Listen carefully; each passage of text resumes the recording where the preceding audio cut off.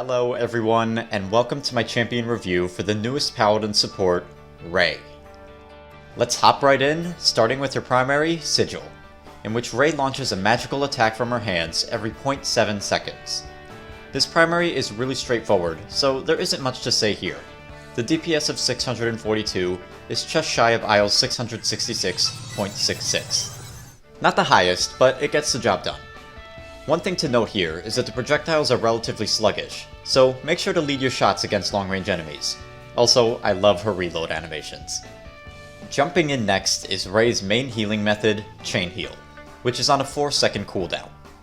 Like most healing in this game, Chain Heal is activated by targeting an ally in range, somewhat close to your crosshair. Once activated, Ray will launch an orb that will tag your initial ally, healing them for 520. The orb will then bounce to another ally in range, healing them as well. The orb can bounce up to 4 times after your initial heal, and will prioritize the lowest health ally in range, akin to a Ying illusion. Ray herself can self-heal from her Chain Heal, in which case she heals for 676. Ray's Chain Heal is very fun and very easy to use. It's great for keeping grouped up allies topped off, and the ability to heal yourself is amazing. In my opinion, Ray is one of the best self-sustaining supports because of this ability. You don't have to rely on self-sustain cards, or the need to set up the healing beforehand.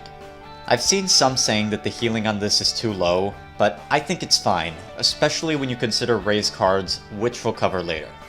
Leaping in next is Ray's Spirit Link, with a 1-second cooldown. Using this in line of sight allows you to tether to an ally or an enemy for helpful or harmful effects. When tethered to an enemy, you will deal 50 damage every 0.75 seconds, or 66.66 DPS, and you will slow them by 10%. When linked to an ally, however, you will heal them for 50 HP a second, and grant them 1% ultimate charge every 2 seconds.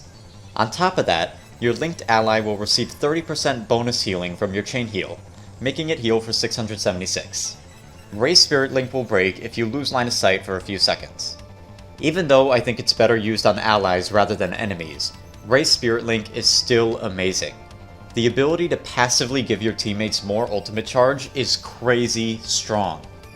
I got a few issues with this ability, mostly nothing major. My first issue with the ability is that the ally healing is pathetically low. I get that Spirit Link is not Ray's main healing method, but I think increasing the passive heals to around 100 per second would feel more noticeable. Another issue I have is that in clumped up fights, it is very difficult to tell who you're linked to. I think adding an indicator akin to Corvus's mark would be very handy. Last of the issues, and probably the biggest one with this ability, is that the targeting is so off. You would expect Spirit Link to attach to who you're aiming at, right? Well, yes, you do have to aim it a bit, but the link will actually attach to whoever's closest to you in your field of view. Again, in clumped up fights, this is very annoying. There are times where I want to link to an enemy for the damage debuff card, and I have to relink multiple times despite looking directly at them. Hopefully that's fixed in the next patch. Also, for some reason you can destroy your link. I really don't see a reason for that, but it's there I guess. Last of Ray's main abilities is probably one of my favorites to have been added to this game. That's Envelop on a 14-second cooldown. When you use Envelop, you and your linked ally gain 40% move speed and 50% jump height for 3 seconds. On top of that, and the main strength of this ability, you and your linked ally cannot take more than 275 damage from an attack. This ability is a massive middle finger to all the burst damage in this game, and I love it. It's so satisfying to save yourself or an ally against a big bursty attack with a clutch Envelop. Usually this ability is best used defensively, however it's also a great engage tool. Pop Envelop on a flanker or bully tank, and watch them run safely into the fray. The bonus jump height is also a nice touch, and you can kinda pull off some Pip-like wall jumps with this ability. Oh yeah, I forgot to mention this, but Ray sort of has a passive, which is that she jumps higher than other champions. The Envelop further boosts this jump height, which allows for some fun outplays. Of course, the big detriment to Envelop is that it takes the slot of what would normally be a movement skill. For some players, this will be a big deterrent when playing Ray, but in my opinion, I think Envelop is a worthwhile replacement to a movement skill. Dare I say even better since you can affect an ally as well. Wrapping up quickly, we got Ray's ultimate, Vivify. in which you and your linked ally become damage immune for 2 seconds and then are healed to full. The full heal is not affected by any healing reductions like Cauterize and Dead Zone, so don't be afraid to use this anywhere and everywhere. Much like Envelop, this ultimate allows Ray to come in with those clutch saves, and really, that's what being a support is all about. Not much to say with Vivify that I haven't already said with Envelop. Getting those split-second saves is very fun. Actually, I got one teensy nitpick. This ultimate can be used without linking to an ally, which is fine as there are times where you need to save yourself. However, I would prefer that if you are unlinked, then Vivify targets the closest ally near you to apply its effects to. This would make unmarked Vivifies feel more satisfactory, and would aid in those times where you have to pop the ultimate before you can link up. This is not a major issue though, and the ultimate is still great as is. Moving on, let's talk about Ray's cards, because she has some great ones. I'm going to go a bit out of order here and start with her Spirit Link cards. Midnight Stroll. When capped out at 25%, I think this card is talent levels of strong. This card has saved my life so many times. It's great for saving yourself in 1v1s, it's great to use as an ambush tool, it's great to use when an ally is under fire and Envelop is on cooldown, and it's great in teamfights, especially against champs like Yagurath who can stall the point with their damage. Whether you're a pure support or a damage hybrid, I highly suggest you run this card in your builds. I guess the only detriment to this card is that you need it at level 3 or higher for the effects to be noticeable, but still, that's nothing and I love this card. Deft Magics. Sounds useful on paper, but to get the most out of it you have to be throwing your link out at random. Besides, there's a better card to reduce the cooldown on Chain Heal, so it's also irrelevant. Spring to Action. This requires a lot of points to be semi-noticeable, and even then, you're only giving your target 150 healing per second. That's less than a Genos heal. If you want to achieve the most healing possible, then I guess you can use this card. If Spirit Link healed for 100 at base, then I think this card would be worth running. As of right now, it's not the best. Arcane Focus. Even though the scaling is low, this is Ray's best self-sustain card, but I don't think it's necessary. You can already self-heal extremely well via the Chain Heal, so you might want to throw your loadout points elsewhere. It is a decent 2 to 3 pointer, and it is nice to have the bonus healing if a Chain Heal doesn't bring you back to full. Magic in the Blood. Very strong card. Since Ray has lots of opportunities to use her sigil while healing, this card is always proccing. More healing equals less dying. Highly recommend this card at level 3 or higher. Mystic Mastery. Simple HP card. For most supports I don't prioritize HP cards, but I actually run this at a 2 in my main build. Since Ray is best played in the thick of it, having that extra HP is very handy. Rest and Relaxation. Good filler card if you're looking for something to complete your deck. Ray only has 6 ammo at base, so you will find yourself reloading a lot. This card will fix that issue a bit. Threat and Subject. I think the 2-second boost is too short, and Envelop already gives you access to a speed boost. If you're going for a damage Ray, I guess you can run this card, but even then I would prioritize bonus HP and the damage debuff card over this. Arcane Maelstrom. Like Deft Magics, it sounds really good on paper. Then you realize that Envelop has a 14-second cooldown, and that the scaling on this card is terrible. Capped out, you are cutting a whopping half a second off on your allies' abilities every 14 seconds. 5 loadout points for a 0.5 second reduction. Yeah, nah. If this card scaled by 0.3 or 0.4 seconds, it would be better. As of right now, it's a huge waste of loadout points. Arcane Manipulation. The scaling is too low on this. Capped out, you're only taking off 1.5 seconds on the Envelop. You know what else does that? Chronos 1. Desperate Defense. Horrible scaling given Envelop's cooldown. Doubly useless since Chain Heal already heals you for way more than this card when capped out. Enveloping Magic. This card I actually haven't seen much use of, but I think it has potential. Capped out at 35%, and the max damage you and your ally can take goes down from 275 to 178.75. Almost 100 damage less. Not a bad card at all, I just think it needs a lot of points, and there's better cards that you could be running instead. Ico Forces. I feel like I should experiment with this card more.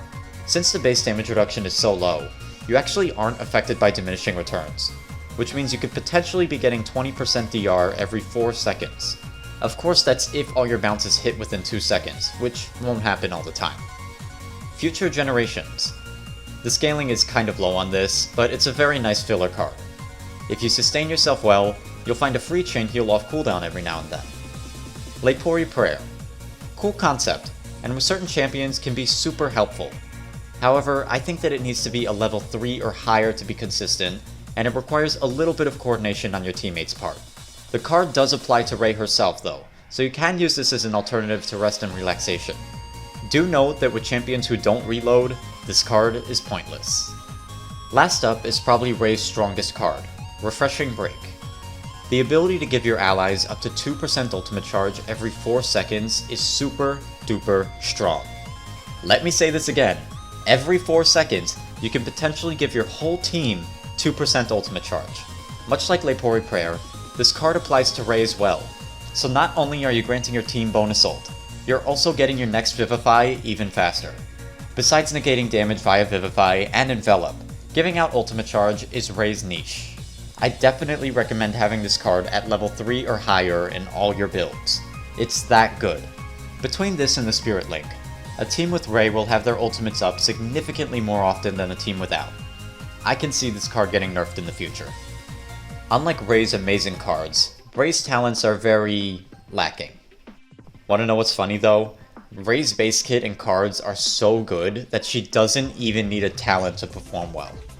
But of course, I'm still gonna critique them. Firstly, Extension.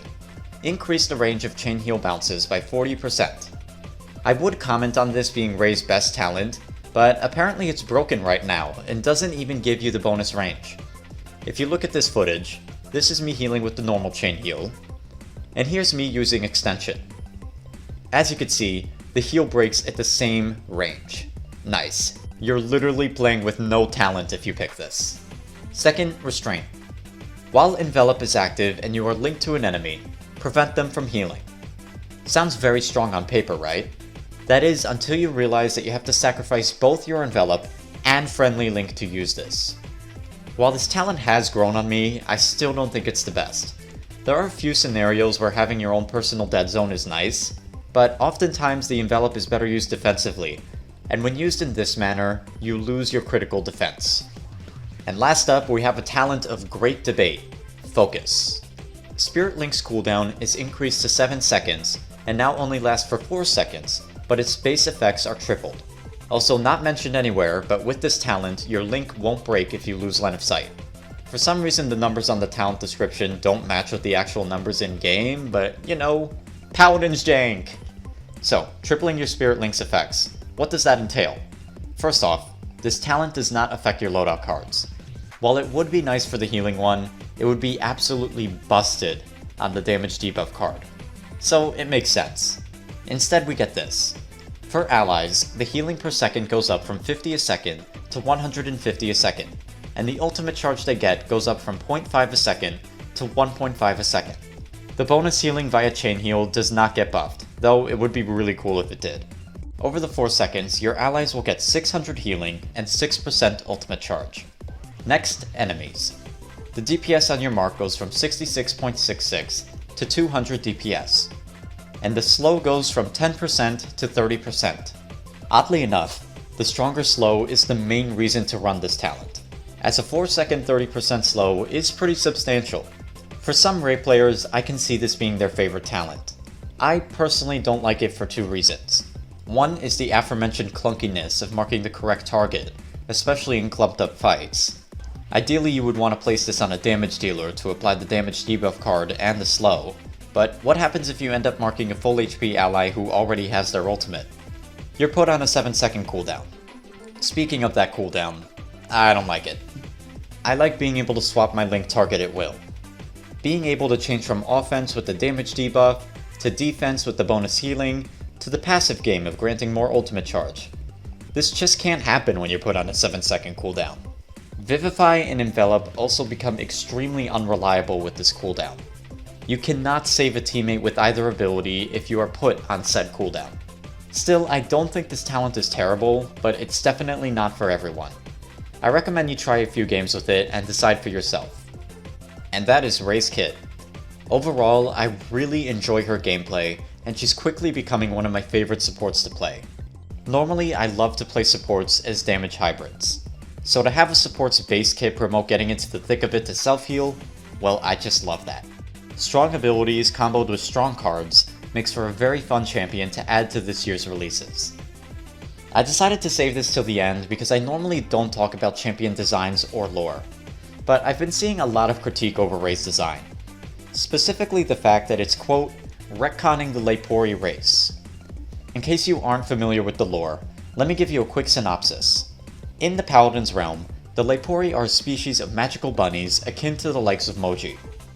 Ray is also Lepori, but she transformed herself to appear human-like to better fit in with House Psycho. While I don't have a problem with Ray's design, I do have a problem with this explanation. I feel like they could have gone really deep in the lore with this. Like, maybe the people of House Psycho are some kind of racists and wouldn't accept the normal Lepori, thus forcing Ray's transformation to fit in. Or they could have had some kind of transition type story for Ray. I know it's not 100% the same thing, but they could have stated somewhere that Ray was not comfortable in her old body, and feels happier in her new one. I think that would have been a really cool way to get some trans representation in Paladins, and would give a lot more depth to Ray as a character. Maybe she acts uptight all the time as a way to hide her insecurities. Or maybe I'm reading too deep into this, and Paladins just wanted to add another anime girl to the roster. Anyways y'all, that's my thoughts on Ray, and I'd love to know yours. Let me know down below. Don't forget to clap that like button and laser down that sub button. Snatching the bell is also a great way to stay in the loop. As always, I'm YellowNinja, and you're amazing. You should join House Psycho.